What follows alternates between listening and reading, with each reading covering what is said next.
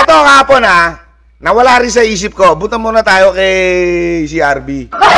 Bago tayo pumunta kay si Mang.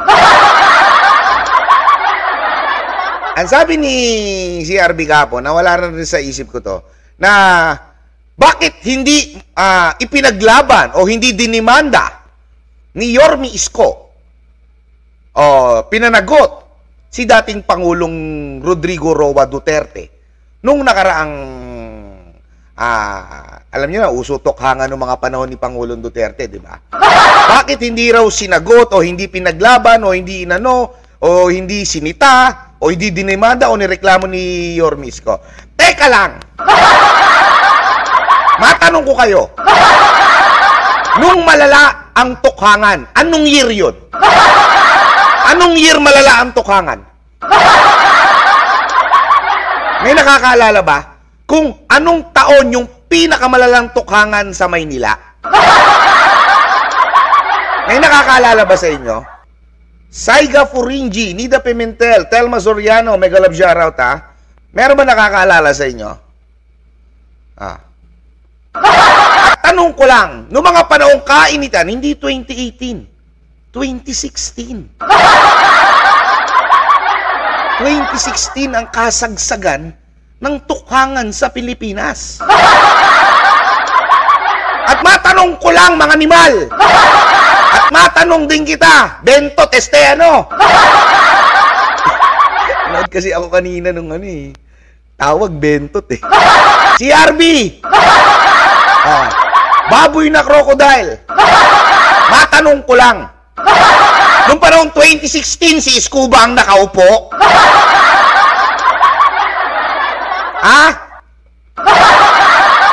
Sino yung dalawang nakaupo noong 2016? Paalala ko lang. Sino yung magkatandem noong 2016 hanggang 2019? Kung Manilenyo kayo, alam nyo yan. Sino ang magkatandem noong 2016 at 2019?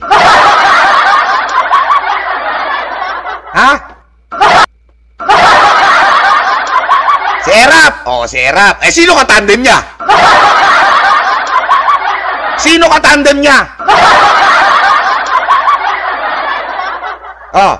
Erap Lacuna. Silang dalawa magkatandem. Nung panahon na kasagsagan ng tukhangan, tapos kay Isko mo ibibintang. Palaylo na ang tukhangan noong 2019 hanggang 2022. Binibintang niya pa rin kay Isko, Vice Mayor pa rin niya rin si Lacuna. Anong ginagawa ni Lacuna noon? Bintang ka ng bintang kay Isko. Bintang ka ng bintang, Vice Mayor yung amo mo noon. 2016, hindi pa nakaupo si Isko, gusto mo i-demanda niya na kagad si PRRD? 2016, si Era pa nakaupo, gusto mo i-reklamo niya kagad si PRRD? 2016, dakilang alalay na yung amo mo, walang ginawa, tapos gusto mo, si Isko lang ang sisihin mo, na walang ginagawa. Dalawang termino, parehas inabot ng amo mo. Parehas walang ginawa yung amo mo, tas ibibintang mo kay Isko. Hindi porket Vice Mayor ka at may mas mataas sa'yo, wala ka nang gagawin. Si JTB nga, konsyal lang, pinaglalaban Si JTB, konsyal, na tumatakbong congressman ngayon ng District 4. Pag merong maling nakita, doon sa konseho, nakita mo, nakikipagbardagulan si JTB. Shoutout kay Konsyal JTB, napakabait na tao niyan. Huwag niyong kalimutan sa Distrito 4. Eto, totohanan lang. Konsyal lang yun. May nakitang mali sa konseho, naku, nakipagbardagulan sa inyo. Ba't yung pinagbibintangan mo si Isko na walang ginawa sa tukhangan? Dalawang termino, sakop ng amo mo. Walang ginawa, ba't di mo masisi? Ba't wala kang masabi?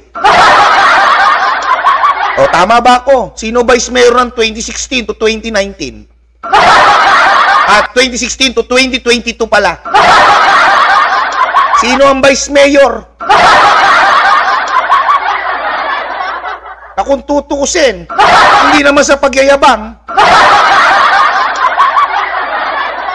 yung vice nyo, kapit lang sa ginagawa ng mas mataas sa kanya. Totohanan.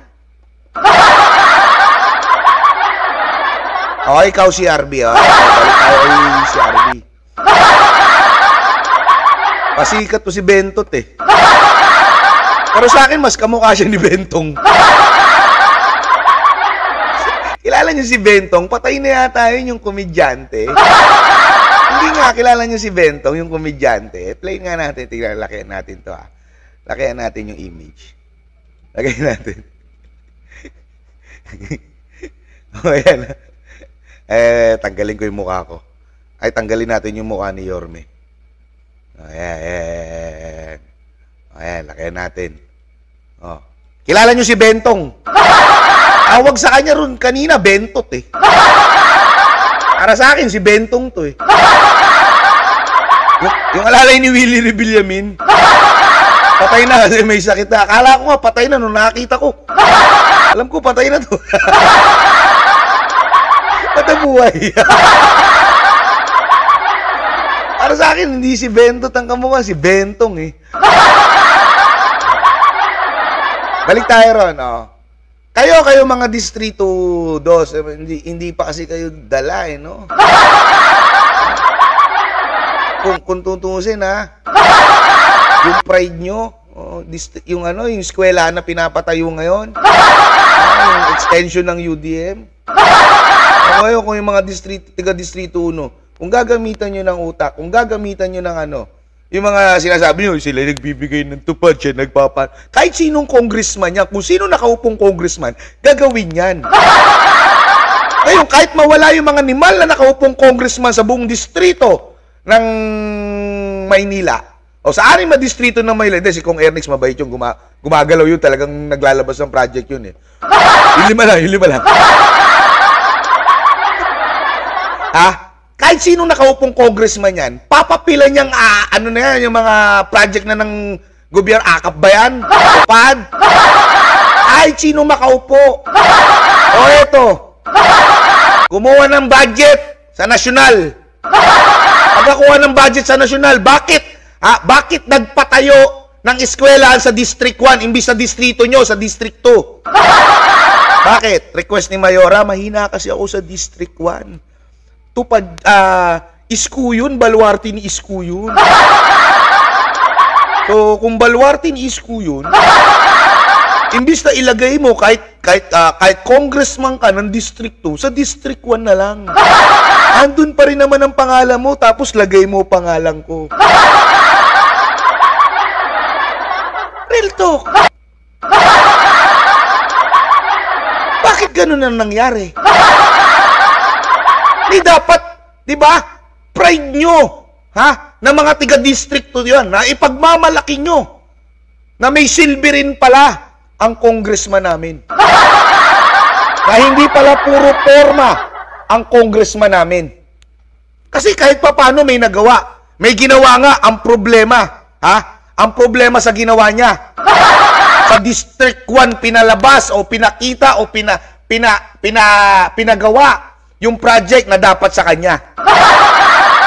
O dapat sa distrito niya. Teka lang may nagpasa lang sa akin to